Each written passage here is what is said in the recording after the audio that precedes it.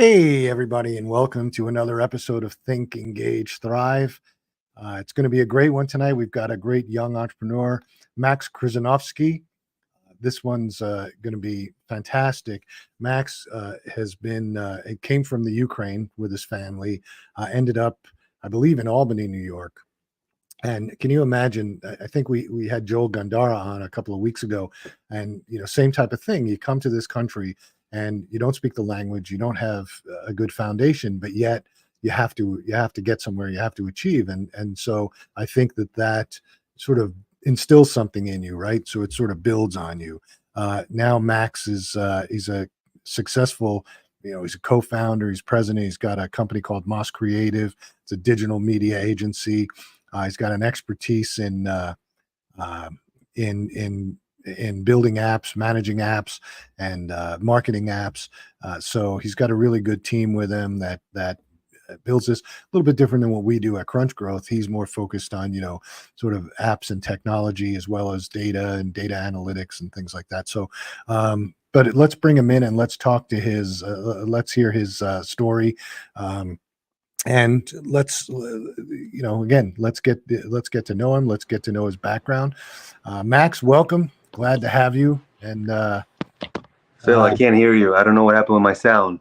Oh, geez. One second. We've been having some technical issues today with bouncing screens and just getting the video to work. So let's see. He's gonna disconnect and pop back in again, I think. Sometimes when you're live and you're using technology, things happen. Happens all the time. And we had some issues the other day with not being able to hear on the other end, but again, it's interesting. Here he comes. Go. Sorry. I don't know why I went out, but I'm back. Okay. So, welcome. I gave your intro, did a little bit of your background, but you can maybe expand on it.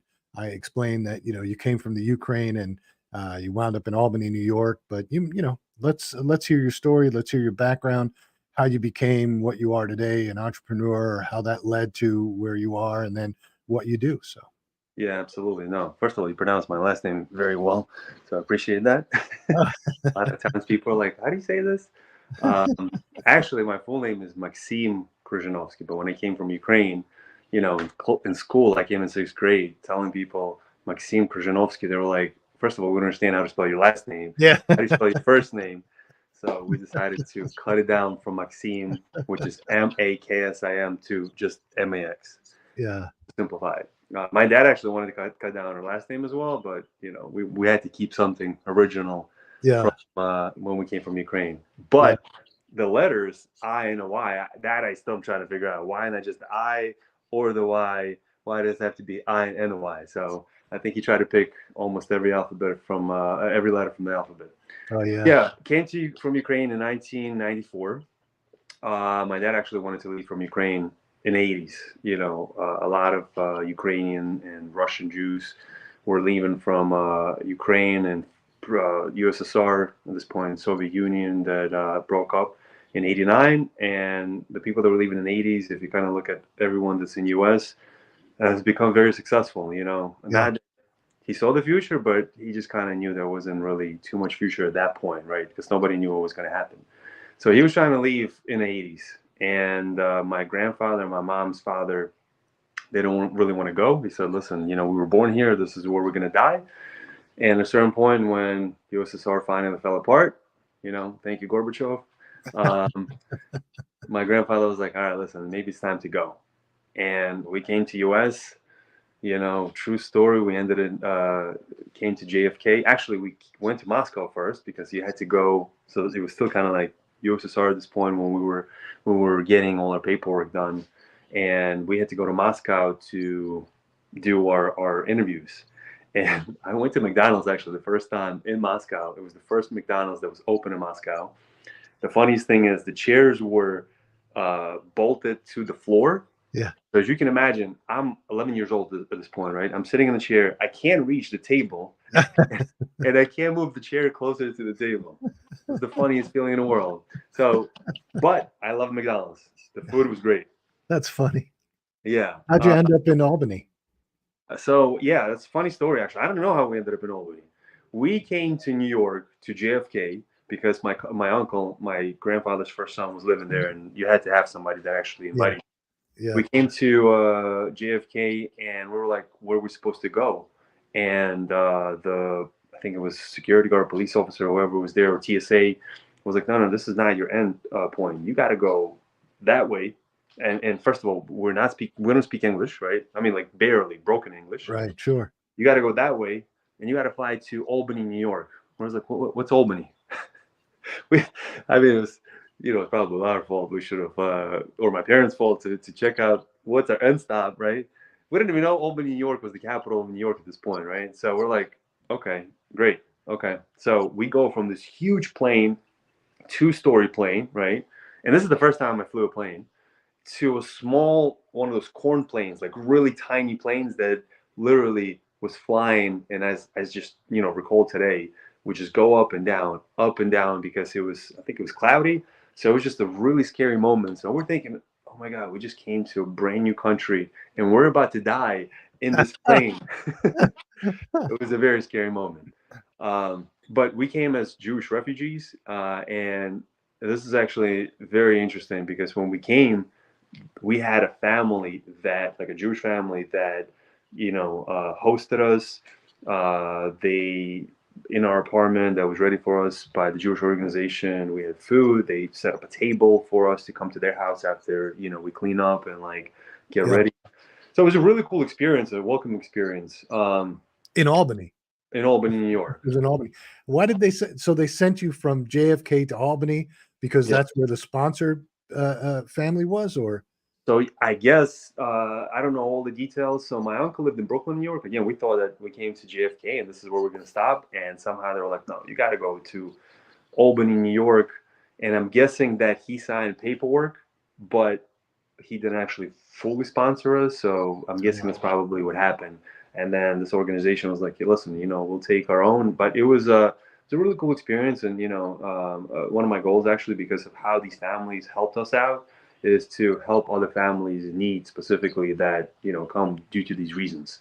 And my wife is Mexican, and asked her when we started dating, like she talked about how I came to this country, how she came to this country. She was 6, and asked her, do you guys have the same type of assistance for families coming from Mexico? She said no. So it's amazing what Jewish organizations have done for their own people, in need. So that was really cool. it's funny. I was back in the late '80s, early '90s. I was with a company in Washington D.C. called Sutton Place Gourmet. We had stores, and we Oh, had I know exactly what they are. we had a store up in Pikesville, and I Mm-hmm. can remember that there was an influx of Russian Jews that came in, or I guess Jews from the USSR that all got sponsored, and I had a whole store full of people that worked for us, and it Yeah. was but it was all sponsored. Yeah, Phil, it's funny you say Russian Jews. You can actually know when a person came from USSR by them calling themselves Russian Jews, even though they might be from Ukraine or Belarus or another part of the previous USSR, right? Yeah, I was talking to a guy yesterday from Arizona. Also, he's from Odessa, Ukraine. I'm from Odessa, Ukraine. He came here a very long time ago. He's a little older. He came a long time ago. He still calls himself Russian Jew, right? And I was like, man, it's so funny because my mom still calls herself a Russian Jewish person. And I'm like, Ma, you're not Russian. We're Ukrainians. But the reason why we called ourselves Russians, right, not only because we speak the language, because back in the day, when you would come to US and people would ask you, where are you from? Right? I would say I'm from Odessa, Ukraine, but everybody was like, where's that? yeah, So it's easier to say I'm Russian, right? And that yeah, kind of stuck with you. So you can actually see, and like when you're speaking to someone, they say I'm Russian Jew, right? They're like, oh, they must have come like in the 90s or 80s or before that. If yeah, they say no, I'm Ukrainian or I'm from here or there, now it's completely different. yeah. That's incredible. So, Yeah. how long were you in Albany for? We were Albany about 4 years, middle school, and then 3 years actually, middle school, and then I moved my family decided to move to Baltimore, Maryland. So Oh, yeah, so I went to middle school, had no English, and then it was very hard for me. It was easy to pick up English, but it was very hard initially, right? Because I had no English, barely. I'm in a town in Albany, New York. There's some that are Russian speaking, but it's not a huge community like New York, like Brooklyn, right? right. Or like Baltimore. Baltimore is a huge Russian speaking community. So it was tough, specifically in English. But with math, I was like, this is what you guys are learning in math? This is sixth grade. I was learning the same things in second grade. So that was a piece of cake, you know. And then, yeah, my family moved to Baltimore. Actually, my uncle moved to Baltimore. He found, a girl that he liked, and my grandmother, was like, we have to stay as one. Yeah. Got to move, So my Yeah, family it's was like, important. move. Yeah, Yeah, there's something to be said for that. for And sure. then, so how did you?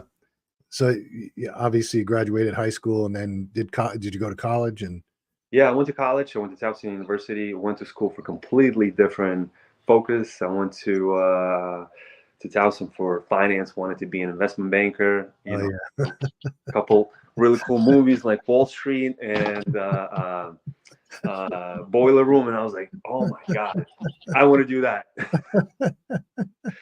And I always loved sales, marketing. I was like, this is amazing. And then I went to in college. When I was in Towson. I went to intern at like Mason, and then Morgan Stanley. And Morgan Stanley is really when my first business idea was born. Well, actually, let me take it back. I've always been entrepreneurial. Like in Ukraine, we used to wash. When we were little kids, we used to wash glass, and we would always get money from this. And then my parents actually, I think, kind of came from my parents to be entrepreneurial. They would travel from Ukraine to like Poland and Bulgaria, buy stuff and then come back and sell at different markets. So you had to survive, and you not just survive, yeah, but you wanted to have money for other things. And I was doing this in Ukraine, and then in Albany, I was going because it was a lot of snow, especially '94. Winter '94 was really, really bad. yeah, A whole bunch of snow. For us, it was like, okay, this is cool, right?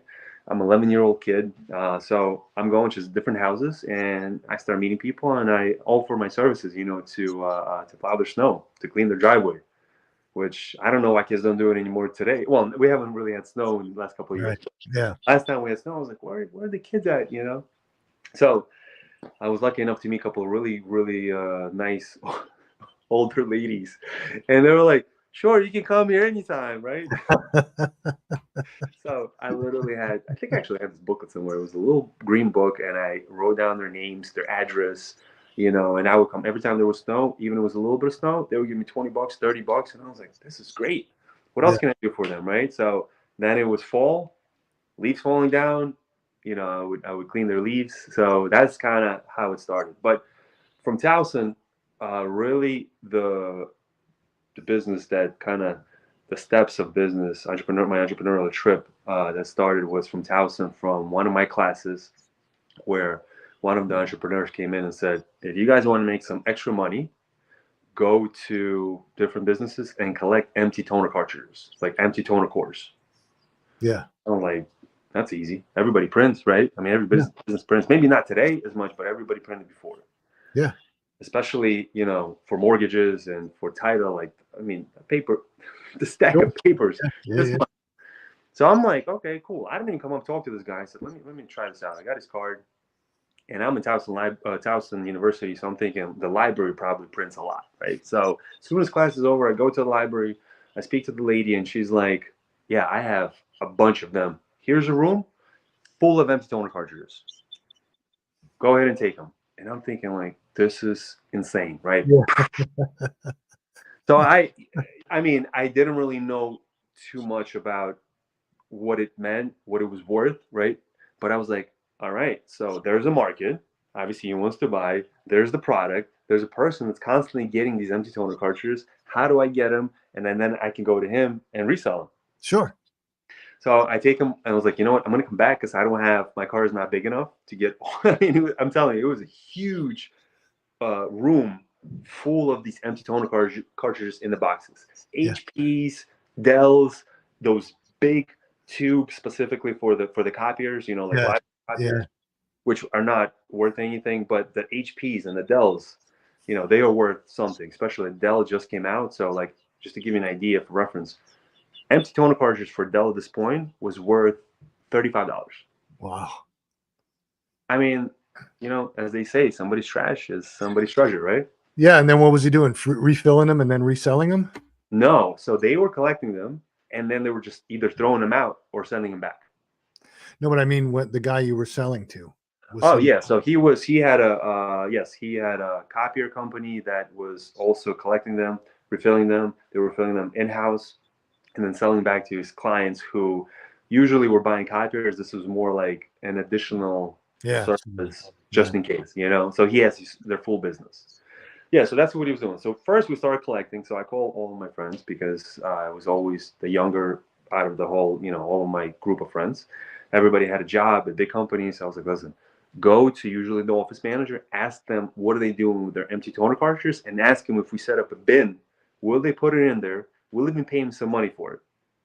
Okay? Or maybe like donate to a nonprofit. Some were like, this is stupid, Max. Yeah. Why are you gonna do this? And one of my friends, who was my ex-business partner, a friend of mine, he was like, this is a great idea. Why does nobody do this? I said, I don't know, Alex. I don't know. Let me think about it, right? So he had another business, which was in personal injury. It was physical therapy offices. He's like, I'm kind of tired of it, so let's see what we can do here, right? So we started developing a business plan, what we can do, and it was easy, right? It was a sales business. It was a service business. It was nothing that we needed to store up front, Right.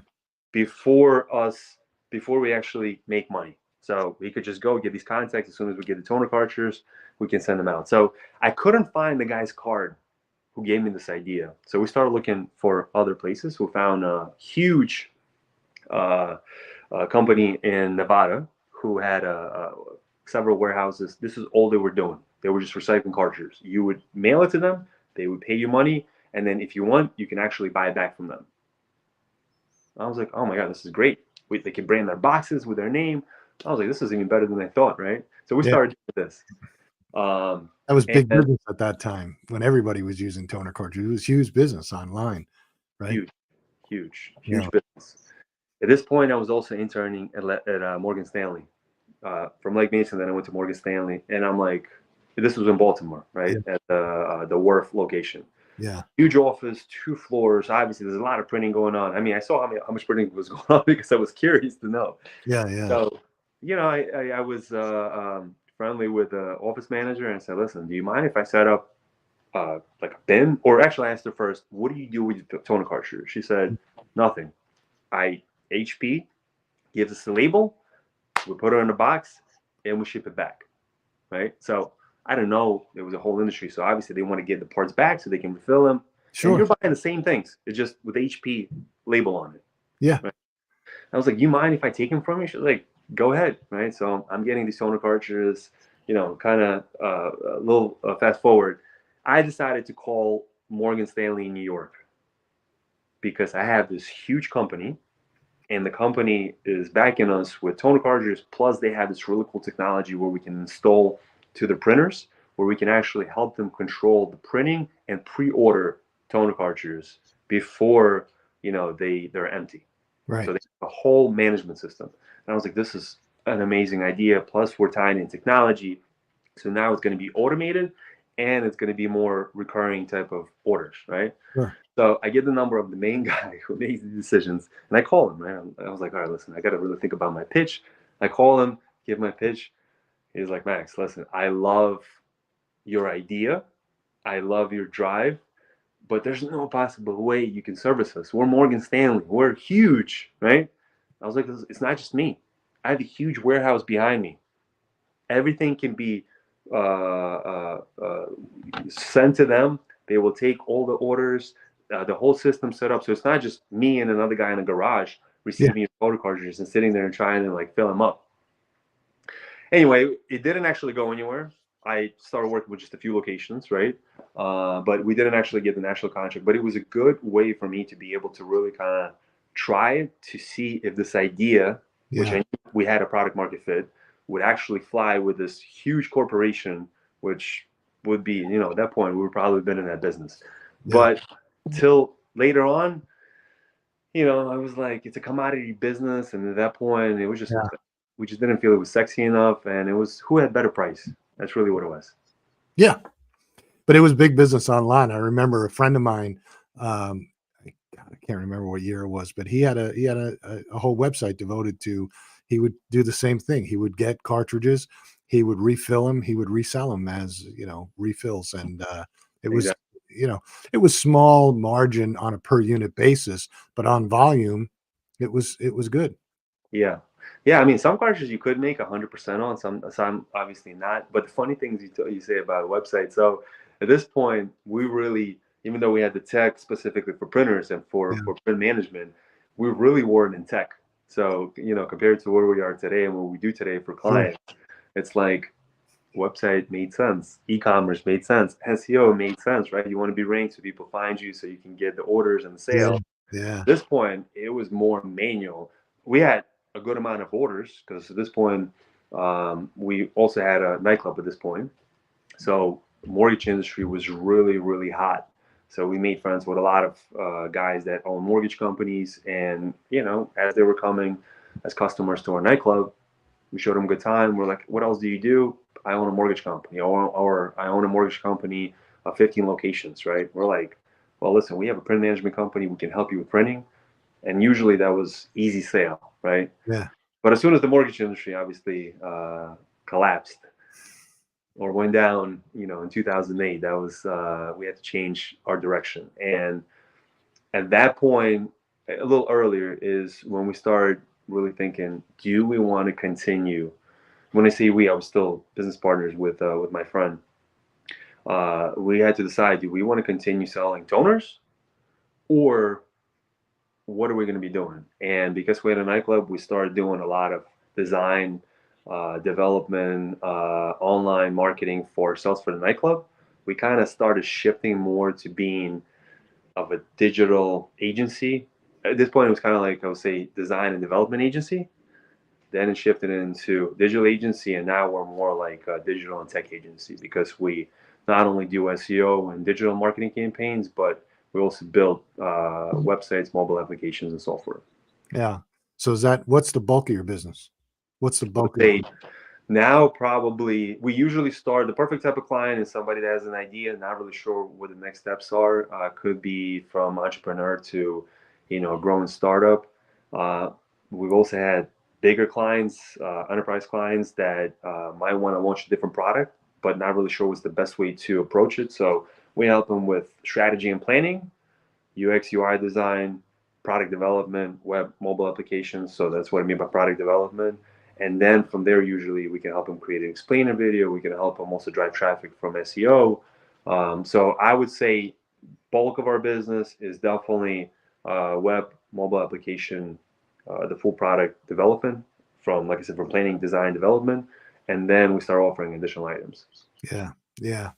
Yeah, that's a good strategy, especially in this day and age with the way that things are sort of heading. People still, man, we got involved with. I built my first e-commerce site in 1998, and Wow. it was a whole different, yeah, yeah, in the food world, it was a whole different world back then, and things have progressed and changed, but um, I think the first website we built for ourselves, because we were in the food business, I had stores in downtown Washington, and we wanted to do like what Great Meal, I mean, what Blue Apron and all these guys do. We were doing it back then, and Wow. yeah, and we got to 1 million in sales in a year, Yeah. but it was all because of the URL. If you had the right URL, because there was really no SEO at the time, there was really no advertising at the time.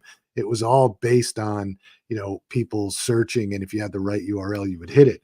And yeah, we got bought by a supermarket chain, but Nice. it was an interesting time, and it was definitely I think the first website we built cost like $100,000. I mean, You're right. because it Okay. was just you just had a program, Right. and the worst part about that, when you think back to then, we didn't have to worry about multiple screens. We only had one screen, which was, a desktop computer, right? We didn't have laptops really. We didn't have phones. We didn't have iPads. We didn't have any of that. So we only had to build for one screen. Right. Yeah, it was a Well, totally. first of all, Phil, you were definitely first to market. I mean, that's really cool that you did that. That you had a website, e-commerce website specifically for orders, because a lot of people didn't, weren't that forward thinking. Number one. Number two, it's funny you say, specifically in terms of the URL, keywords in URL are still so important. Sure. I mean, I don't know if you've seen online, it's a really cool meme. It said restaurant near me. So that's the actual name of the restaurant, because that's the most common name. Oh yeah. But if you think about it, restaurantnearme.com will come up for restaurant near me. So that's brilliant. Anyone that's watching this, that's brilliant. Think about it, right? Keywords are key.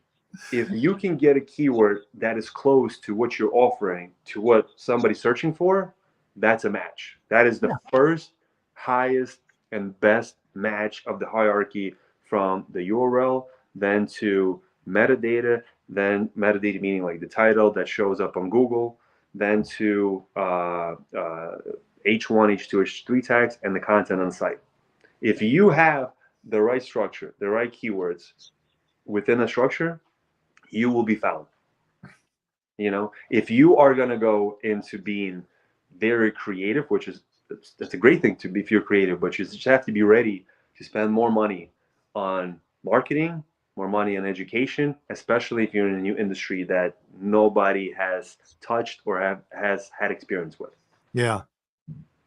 So yeah, before, just people didn't really do it. Now people don't really pay attention to it. The basics are, like, I do jiu-jitsu. Oh yeah. Brazilian jiu-jitsu, and I've been doing this. I'm a brown belt. I've been doing this for a long time, right? Right.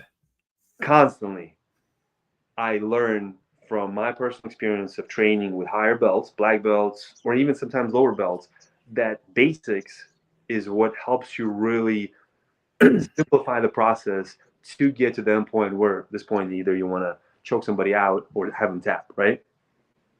Yeah. So, like, we try, just like in the business world, in jiu-jitsu, we learn, like, how can we do this pass or sweep in a more complicated way when it's just like a simple step over, right? And I watched this video one time. I was like, wow, I've been doing this for 20 years, and I've always tried to complicate it, right? So it's the same thing here. If you do some research, or if you find a really good keyword that URL is available, get it. If it's a match to what you're offering, to what somebody's searching for. Yeah.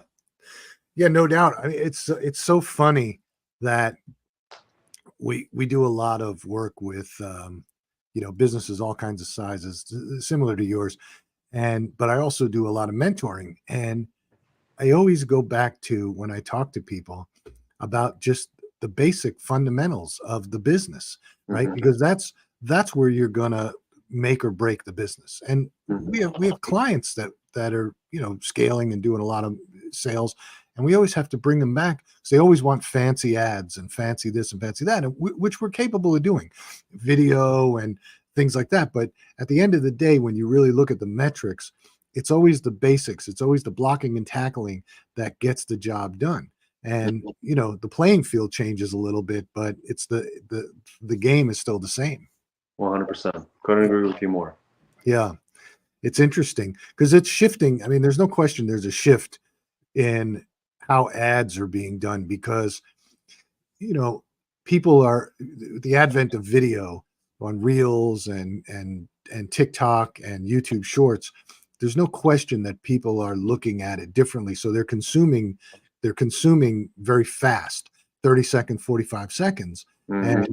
But at the end of the day, what's going to help you find that ad, or what's going to help you find that video, is the content you put into the description and the hashtags you use, which are essentially the keywords, and how you handle that whole process, right? If they like the video and they put likes and comments and shares and all that stuff, that's great. But the reality is, the way they find it is through the basics of blocking and tackling. And it's talking about hashtags and keywords. So on Instagram, hashtags are not as relevant anymore. Yeah. But keywords. Now there's a new thing that I've seen hacked. What people are doing are adding a whole bunch of keywords, minimizing it and hiding it. It's kind of like keyword stuff from back in the day in SEO. So they're taking a whole bunch of keywords, stuffing it where you cannot see it, but so they're like pretty much below the screen, right? On mobile, because mobile is what people are using, right? Yeah. Specifically for Instagram to be able to know what you want to be searchable for. Yeah. You know, and it's working. I mean, it's getting. I mean, if you compare like A and B tested without keywords and with keywords that are stuffed, you're definitely going to get more. Which is the same thing back in the day with websites until Google said, you know what, can't keyword stuff. You got to be just more of a conversational, genuine approach. You know, yeah, it has to be semantic SEO. Exactly. You can't. Yeah, there were years, back. I don't even remember what year it is. I can remember we started a skincare line with a woman named Carol Alt, and this was back in 2007. And when we were building the website, and I think that was the first website we built on Magento, and it was. But we went in, and basically that's all I did on the back end was just keyword stuff. Nobody cared at that point in time. And everything to do with what the products were, and it absolutely worked back then. And then Google sort of changed the rules, but yeah, as much as they changed the rules and people have been talking about our keywords relevant still, absolutely. I mean, can't go without them. Platforms are constantly getting updated, but keywords is really, I mean, that's how people search. By specific intent. So you just have to understand what is important to them and how to do it in the right way. But to that point, you mentioned about your different screen sizes. Yeah, absolutely. When we're doing a responsive website, we don't actually even just do a responsive website where it's just response from a desktop screen. We design for mobile and design for desktop. And if their audience from data analytics, like Google Analytics or whatever tool they're using, is showing they're using an iPad, we design a different experience also for an iPad screen. Because if you have, let's say, e-commerce site, if you're not using Shopify or WooCommerce, but let's say if it's custom, or even if you are using a platform, but you want to make sure you have that custom experience, you don't want to just depend on how it's going to resize itself, because a lot of times people just check, especially the clients, just check on the desktop, don't check on mobile. And then it's like, well, if your mostly traffic is coming from mobile and your sales are coming from mobile, but you're not actually looking how it's presented to them, you might be losing sales. Yeah. Yeah, we go through that all the time because we make changes to sites, and we have one client who's got 87% of his sales come from mobile and his traffic. And he's always, every time he looks on the desktop, and I say, well, how does it look on mobile? Oh yeah, I forgot. I got to look on look on mobile, then tell me how it looks. Yeah. I don't really, talking about the menu and this and that. I say, dude, look at how it is on mobile. How's that going to work on mobile? How sliders were, how, what do you call it? Pop-ups work, because, you don't want to take up the whole screen on mobile. So, anyway. Absolutely. 100%. But that's cool that you did that in 1998. Didn't Amazon start around 1995 or something like that as well? What's that? Amazon? Yeah. Around 95, 96. Yeah. Yeah. But they were just, so Amazon, I was one of the early adopters on Amazon too, because Amazon was just selling books. And then I think until like 1999, and then they added movie DVDs, CDs, and then so here's the funny story about Amazon. A lot of people don't know, and which I love. And it's in one, there's a book, I can't remember what it is, but if you remember, there was a book company, Borders Books, right? Of course, yeah. So Amazon is in the book business online, right? So everybody's trying to get online. Borders Books gets a new CEO. The CEO looks at the balance sheet and says, I don't want this online business. People are never going to stop coming to the stores. Let's sell it to Amazon. Let's give it to Amazon. We'll just take like a percentage of sales, right? So Borders goes and essentially gives the business to Amazon, gives it to them, right? They're all happy in the office. Oh, we offloaded this. We could take it off our balance sheet. It's going to look good. We're all going to get bonuses, yada, yada. Meanwhile, And what happened? Amazon just took all your customers. So now Amazon has all your customers. And so what happens? Borders Book starts to fall apart because, Amazon's pushing books online. So then Amazon gets into the toy business, and Toys R Us comes and says, we don't understand this online business. You run our online business. Well, really? what happens then? So 3 years later, they had a deal. It was the best deal in the world. They actually paid Amazon to take the business, right? So 3 years later, they sued Amazon. When they realized what they did, they sued Amazon to break the contract, which they ultimately won. But it was too late because Amazon already they know what your customers are buying. They know who your customers are. So it was too late. And both of those companies fell apart. Circuit City, same thing. Everybody looks at it and says, oh, this killed it, this killed it. They killed themselves. They didn't understand the business. They didn't understand the change. They didn't understand the customer. Right. And they fell apart because of it.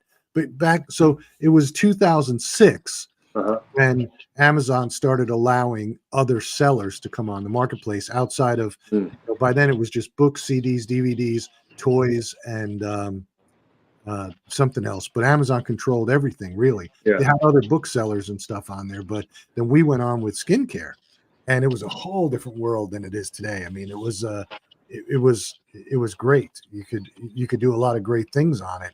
Yeah. But that's interesting. I had no idea about those stories. You know what would have been even funnier if Amazon went back to all of them, Borders and to Toys R Us, and be like, hey, by the way, we opened up our marketplace. Now you can sell your product back in our marketplace. That's I saw his movie, Jeff Bezos' movie, on Prime, obviously. Yeah. There was, I don't know if it was Barnes and Noble. It was a huge company that actually wanted to buy him. Yeah. Wait. He actually didn't want to buy him. He just said, listen, I'm going to write you a check. I think he wrote him for like $1 million or $2 million just so he could close. They're like, listen, just close. I'm going to give you a check. You haven't done anything yet, right? I think he had 2 employees at this point, and he was like, no, I'm not going to do this, It's probably Barnes and Noble, yeah. Yeah. It was very interesting. But I never heard the story. That's Yeah, there's a great book. It's on Audible. I'll send it to you on an email. But okay, please, yeah. It's a great story. It's a great story because I get so tired of listening to people talk about Amazon killed this business. Amazon killed this business. No, they didn't. The businesses killed themselves. Yeah, that's true. I mean, I guess, they didn't have the same vision, like what's going to happen in the future with device. What are we going to be using? How are we going to buy it? Who are going to be buying? What's going to be the experience? Yeah. He saw it from the beginning. I mean, now they're selling cars. Yeah. They'll sell anything. Yeah. I think, and I still think that I still have that thought every day because now we have, generative AI and we have, we use AI a lot in a lot of things that we do, especially with content. And, you talk about keywords, but when you use something like a Jasper or even a Chat GPT to create, some content, it's always asking you, what are the keywords that I'm writing about? So, yeah, no, absolutely. There's a really cool tool called AI RPM. Yeah. Part of it. It actually has already prompts preset. Very good for SEO. For if anybody's listening that does use it, just make sure you also use a tool to check that the content has been created by AI. It doesn't sound too AI generated. Yeah. Because Google will punish you, which I don't even know what's going to really happen in the future. I mean, obviously you can't avoid it. It's there. It's going to happen. But you should still double check just to make sure you don't all of a sudden lose your ranking from first page to page 10. Well, Google has their AI tool to create content. I can't remember the name of it. I mean, I used it a couple of times. I didn't like it so much, but Blair or something like that, right? Something like that. But yeah, something like that. Bar. I think. Yeah. Bar. Yeah. But I didn't like it so much. So they know AI. You have to use AI. We use a tool called Jasper mostly, and then we use Grammarly to clean it up, and then we run it by a human. So it never gets you 100% of the way there. It gets you 60% of the way there, but it definitely takes time. But the thing that I like about it is, especially because we do so many different types of companies, is just the idea generation, because you can't always come up with all these different ideas. So you can use AI to sort of give you some ideas. And absolutely. Oh, it's amazing. I mean, it definitely saves you a whole bunch of time. If you, I can talk all day, You know, I have a lot of life experiences, read a lot of books, so I'm like, I love to have a good, meaningful conversation. But to sit down and write takes me time. Oh yeah. You know, so if I can put my thoughts and the main goals or what I'm trying to achieve as an output into AI and it can streamline for me, obviously always got to check it over just to make sure it makes sense and it's factual, right? And you don't want to be like, Yeah. well, this is what Yeah. happened. Like that actually didn't happen. Yeah. It's a great tool, you know, but it is sometimes, you know, you have to work through some of your things that you're not best at Yeah. to really try to become better. And I feel like it's definitely going to take that approach away from us as humans because we're just going to be like, well, why am I going to spend time on this? Why am I going to waste time on this when I can just spend time on something else? Yeah. Well, I mean, I'm like you. I'm not good at writing or sitting down to write. I can talk and I can do a lot of things, but I can't write. But I do find that if I have the concept of what I want, then I can put it in and I can get an output that still needs to be refined. So I think it saves time, but I don't think that it's going to take away. I don't think I'm ever going to get to the point where I just say, you know, turn this on and let it run because I think you have to. I'll tell you, I Really, heard a guy on LinkedIn. I read actually from a guy on LinkedIn an article, and he said probably within the next 2 years, there's going to be a 3 to 5 person company, billion-dollar company, first unicorn that's going to be ran 3 to 5 people within a company that will reach the level of being a unicorn, a billion-dollar company, which I will not be surprised, right? yeah, So let me give you an example. You could have a CEO with strategy and let's say sales, right?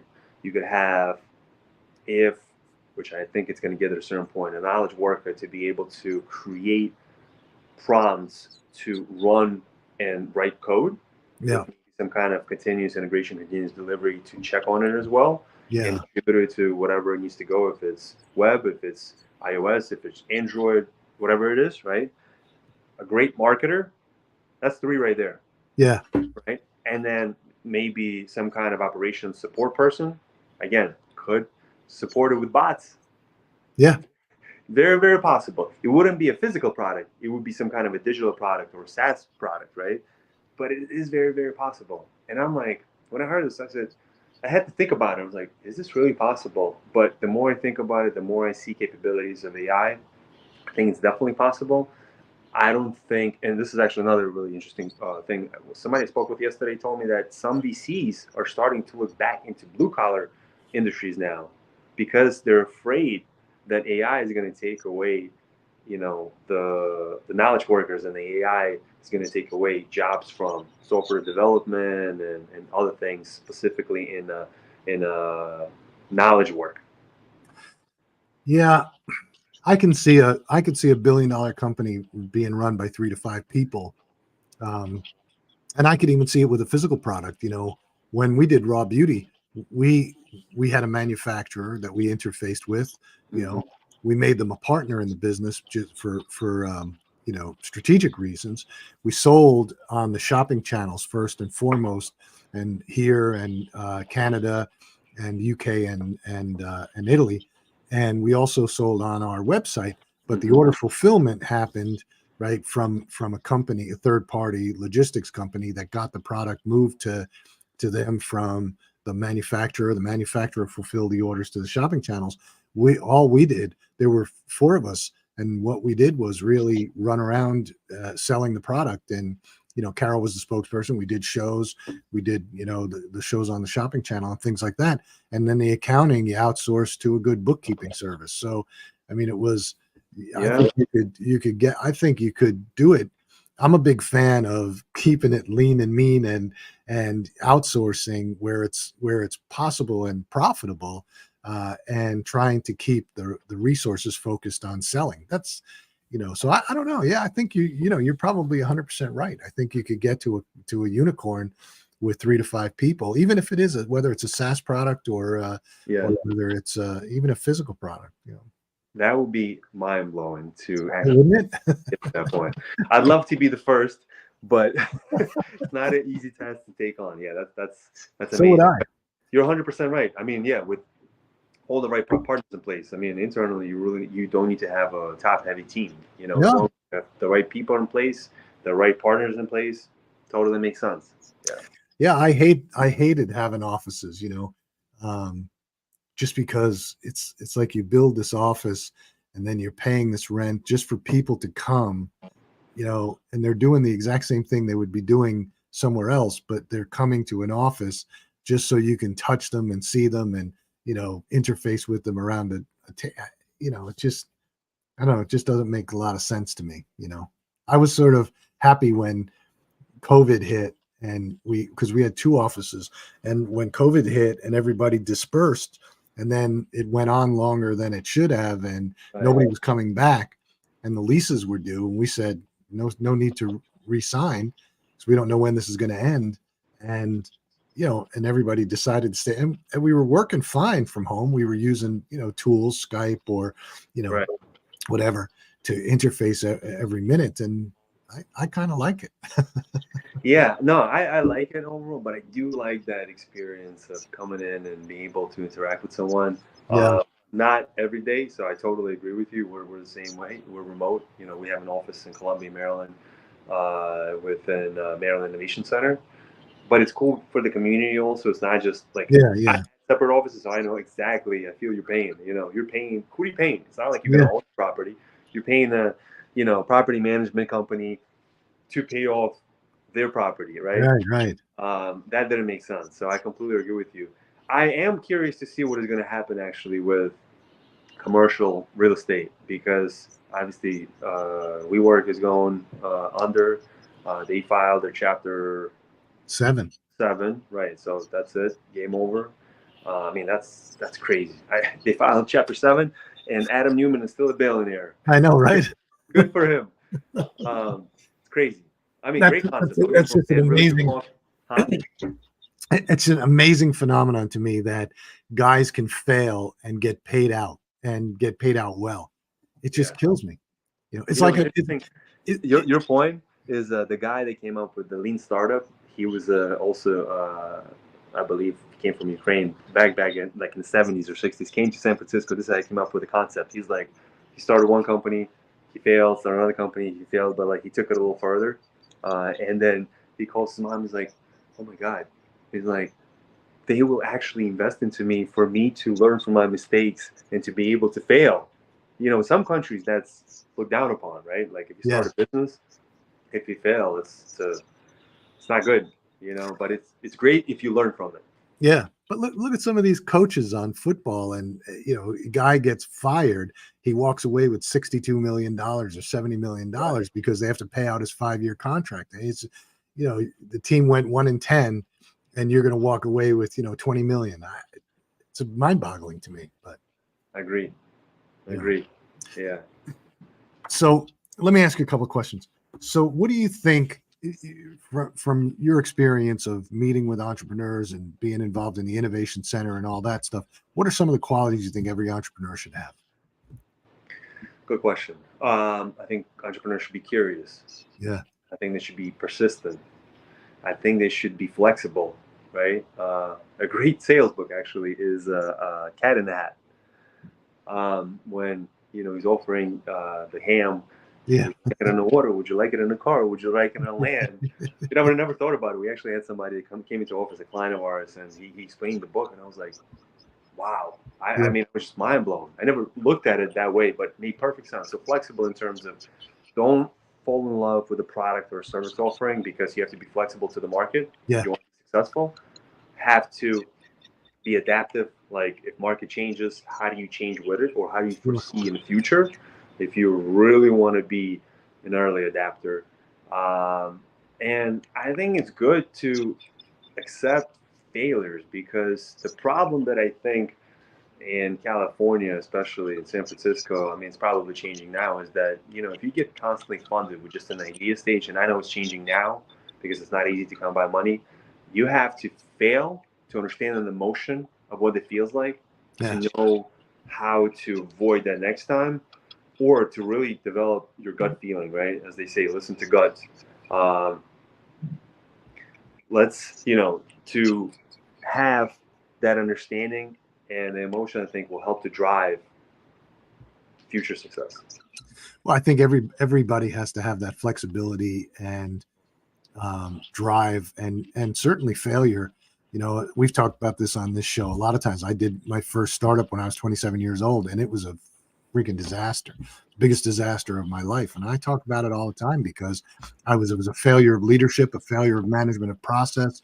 And, that's what led me down a different path, because I thought I knew, everything, and I didn't see the pivot.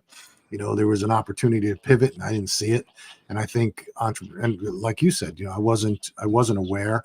I wasn't being curious. I was stuck in this tunnel, and it cost me dearly. But I learned from it. I still think about it, when I come up with certain problems, because it was truly a failure of leadership and a failure of management of process. So Right. Process. That's another important thing. It's not an easy thing to accomplish, but to really understand. There's different types of people that start a business, right? Some people will listen to coaches, listen to mentors, but some people they have to fail. As somebody told me one time, there's people that if there's a hot stove, if somebody tells you it's hot, they're not going to touch it. And some people are like, oh, okay, cool, and they still touch it, right? I'm the type of person, like, I have to go through that experience. I have to experience it, to feel it, to know in the future, yeah, you know what, maybe I shouldn't do that. Yeah. No, I understand. I understand fully. Yeah. And yeah, I mean, we're entering a very different world of capabilities. It's you have to think. It's a lot easier than before to start a business. It's a lot easier to be able to, just kind of take yourself from what you're used to and try something. Let's say even like with AI, again, to speed things up. Like, there's a really cool app. There's a lot of those apps, but there's a really cool app that I use to create videos for social media, right? I was like, I got to create more content. So I started looking at different applications that could help use AI to help me to create them quicker, to give me a script, to give me a background. And there's a lot of tools like this, right? You just have to do the research. You have to figure out what makes sense, what can help you achieve your goal, whatever the goal is. And honestly, we started talking about before, whatever product or service it is, you really have to think about how can it be found online to generate more traffic, more sales. And you can be afraid of trying some things. You're not going to break the internet. You're not going to break your record. As people say, oh, am I going to break it? Break it. It's okay. But you got to try it. You got to try it. Sometimes it's not going to come out well, but it's okay, because you know what? Nobody's going to remember. Yeah, you're 100% right. So how can people find you on online if they want to learn more about Max and what you're doing?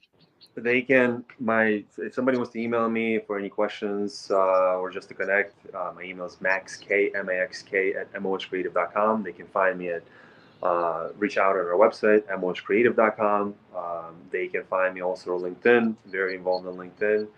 LinkedIn.com/Max Kryzhanovskiy. Last name is Kryzhanovskiy. Yeah, I mean, we're in all socials except TikTok. We're not on TikTok yet. Yeah. But we're in all socials. Yeah, we have your name and everything in the description of the show, so people can go there and see. I really appreciate you coming on. I really enjoyed the conversation. Same here.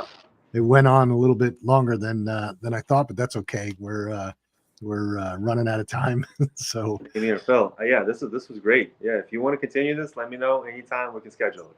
Yeah, all right. Yeah, I enjoyed it. I thought it was a good conversation, and I'm sure there's a lot more things we can talk about. So. Oh yeah, for sure.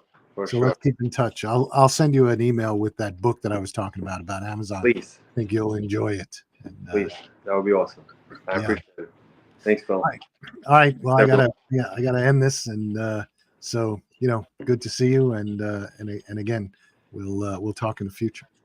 Yes, sir. All right. Bye bye. See you.